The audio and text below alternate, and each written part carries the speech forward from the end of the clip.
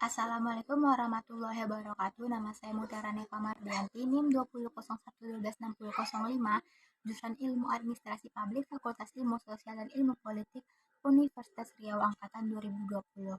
Video ini dibuat untuk memenuhi ujian akhir semester mata kuliah Ekologi Administrasi kelas C yang diampu oleh Bapak Dr. Zulkarnain SOS MSI.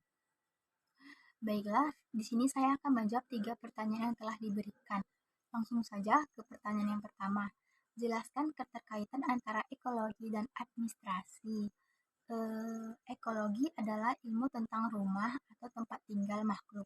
Artinya, ilmu yang mempelajari hubungan timbal balik antara makhluk hidup dengan lingkungan. Menurut Sojiran, DKK pengantar ekologi. Sedangkan ekologi administrasi publik adalah ilmu yang mempelajari adanya proses saling mempengaruhi sebagai akibat adanya hubungan normatif secara total dan timbal balik antar pemerintah dan lembaga-lembaga tertinggi negara ataupun antar pemerintah vertikal horizontal maupun dan masyarakat.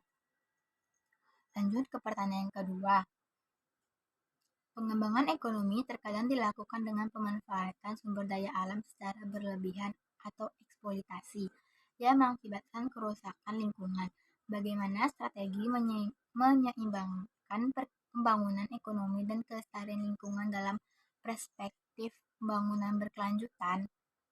Baiklah, menurut saya strateginya yang pertama, strategi pengelolaan sumber daya alam yang ada pada generasi sekarang tidak diturunkan untuk generasi yang akan datang. Strategi yang kedua, pembangunan yang sadar akan permasalahan lingkungan hidup dengan dampak ekologi yang sekecil-kecilnya. Lalu yang ketiga, dalam penggalian sumber-sumber alam harus tetap dijamin adanya pelestarian alam. Maksudnya itu pengambilan hasil tidak sampai merusak terjadinya autogenerasi dari sumber alam tersebut. Lalu yang terakhir, mengembangkan kesadaran lingkungan di kalangan masyarakat sehingga tumbuh menjadi kesadaran berbuat. Mungkin itulah strategi menurut saya. Lanjut ke pertanyaan ketiga, yaitu pertanyaan terakhir. Uraikan secara ringkas inti dari materi tugas kelompok yang sudah Anda presentasikan masing-masing sewaktu perkuliahan.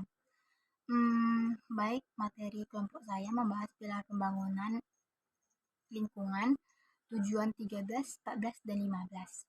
Sebelumnya, pembangunan lingkungan SDGs adalah tercapainya pengelolaan sumber daya alam dan lingkungan yang berkelanjutan sebagai penyangga seluruh kehidupan. Pembangunan berkelanjutan bergantung kepada pendekatan sistem dasar yang mencoba untuk memahami interaksi yang ada dari 3 pilar, yaitu lingkungan, sosial, dan ekonomi, dalam suatu upaya untuk mewujudkan konsekuensi yang lebih baik dari perbuatan kita.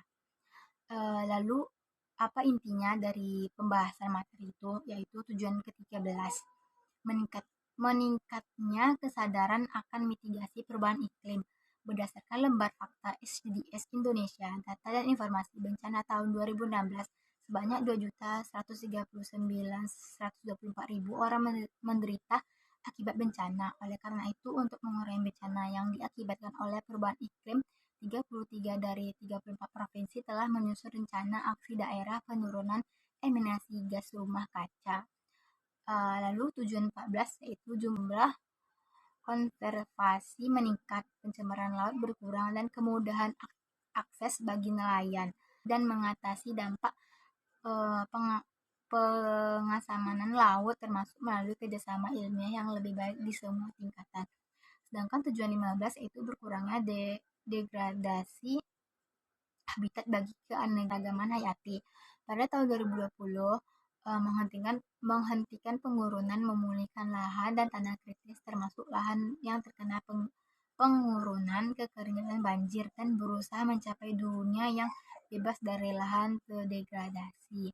Baik, sekian dari saya. Apabila ada kesalahan saat menjawab atau menjelaskan, mohon dimaafkan. Assalamualaikum warahmatullahi wabarakatuh. Terima kasih.